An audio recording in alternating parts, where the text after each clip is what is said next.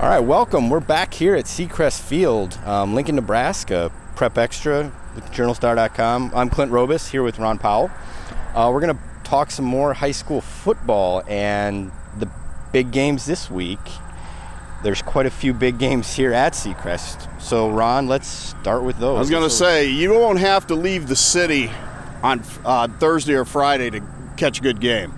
Thursday night, we start off with Kearney and Lincoln East. You know, of course, East went on the road and beat Norfolk in a season opener. Good win on the road. Now they've got a ranked team in Kearney that has a quarterback who's also a pretty good basketball player that everybody knows about, Cannon Coster. He can make a lot of things happen. So that'll be a big game for East in terms of, you know, where they stand in the state. Okay. And then Friday we got first doubleheader of the season. And a couple big games there, too. Yeah, we start off Southeast, Southwest. You know, we got two rivalry games on Friday out here. Okay. We're starting off with Southeast, Southwest at 4:30. And, you know, this game usually comes down to the final possessions of the fourth quarter. And, you know, this one probably won't be any different. These two teams got off to great starts last week, dominant wins. Southwest put up 69 points on Papillion La Vista, and of course Southeast shut out Northeast to start their season. It'll be interesting to see how Bryson Williams can affect Southwest up front. You know, it looked like Southwest really dominated things up front against Papillion La Vista. They ran the ball very well and kind of ran the ball however they wanted to. So, exactly. So, okay. What other city games do we have on tap? Well, and then, of course, Northeast and North Star, another rivalry, north side of town. Yep. They go at 8 o'clock, and, of course, both teams stumbled out of the blocks to start the season, and this will be a big one for both teams to, you know, kind of get their footing a little bit, and looks like a good matchup. Okay.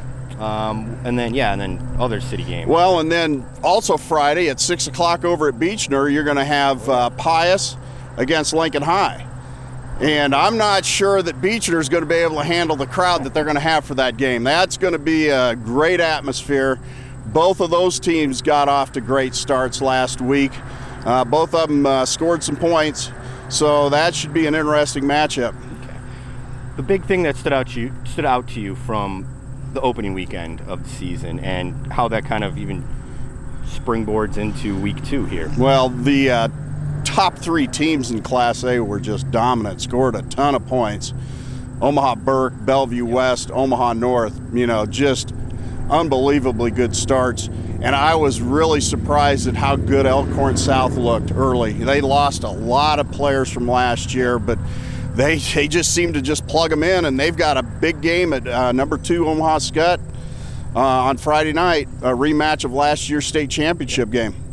And what else around the state has your eye? Well, you know, here in town again, Friday afternoon, 5 o'clock over at Lincoln Christian. Wahoo comes in. Oh, yeah. You know, they're ranked number 9, I believe, this week, and you know that'll be kind of a barometer for Lincoln Christian to see where they're at in terms of C1 competition. Gotcha.